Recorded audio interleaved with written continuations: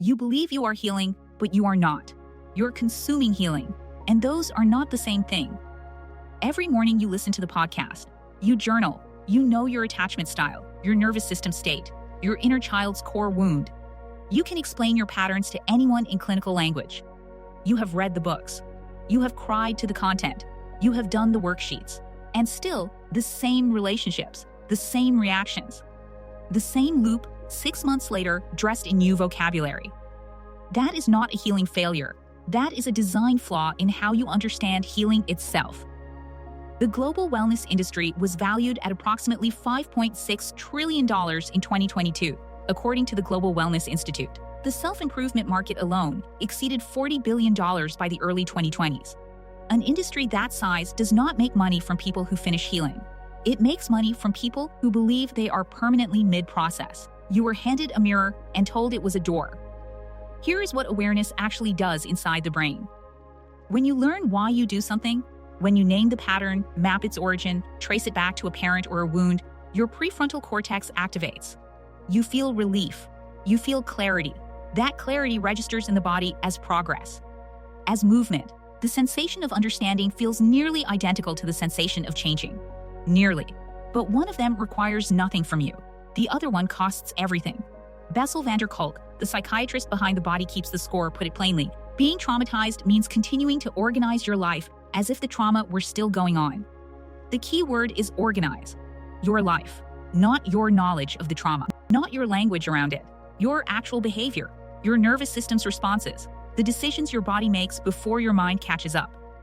Understanding a pattern is not the same as interrupting one. Think about the last time you recognized yourself repeating a cycle. Maybe mid-conversation, you felt the familiar contraction, the pulling back, the people-pleasing, the shutdown. And you thought, I know exactly what this is.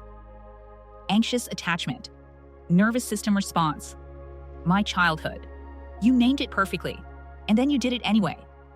Because naming a reflex does not stop it. Awareness is the beginning of the map, not the destination.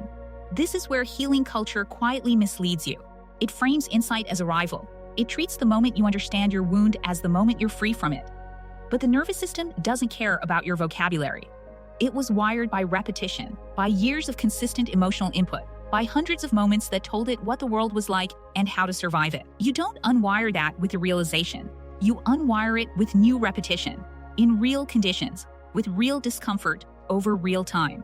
About 61% of adults surveyed in the CDC and Kaiser Permanente's Adverse Childhood Experiences study reported at least one significant adverse childhood experience. Nearly 1 in 6 reported 4 or more. These aren't people who lacked self-awareness. These are people who developed survival responses so efficient, so automatic, that they continued running long after the original threat was gone. That is not dysfunction. That is an extremely competent system running in the wrong environment. Your healing content is not wrong. It is incomplete. It gives you the diagnosis without the rehabilitation. And rehabilitation, actual nervous system change, is not watching, reading, or listening. It's exposure. Regulation practice, not once, but repeatedly. New relational experiences that contradict old emotional predictions. Discomfort that you stay inside long enough to survive differently than you did before. Therapy dropout rates fall somewhere between 20 and 57% depending on the study population. And one of the most common reasons cited is that therapy felt ineffective. But ineffective and uncomfortable are not the same thing. Healing that only confirms what you already feel is not therapy. It is validation with a billing code. Social media accelerated this. Algorithms reward emotional disclosure. Vulnerability performs. Trauma language drives engagement.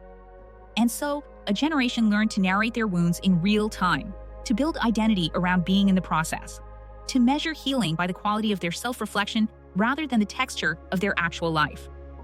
The content got more sophisticated. The patterns stayed. Van der Kolk wrote, "As long as you keep secrets and suppress information, you are fundamentally at war with yourself." He was describing repression, but the opposite failure exists too. The person who has processed everything out loud and changed nothing inside. Fluency without friction. Understanding without interruption. The question is not whether you know what's happening to you. The question is what you're doing while it happens again. Because the pattern doesn't wait for you to finish understanding it. It runs on its own timeline. In your relationships, in your nervous system, in every moment you choose comfort over contact with what actually needs to change. The content ends. The loop doesn't.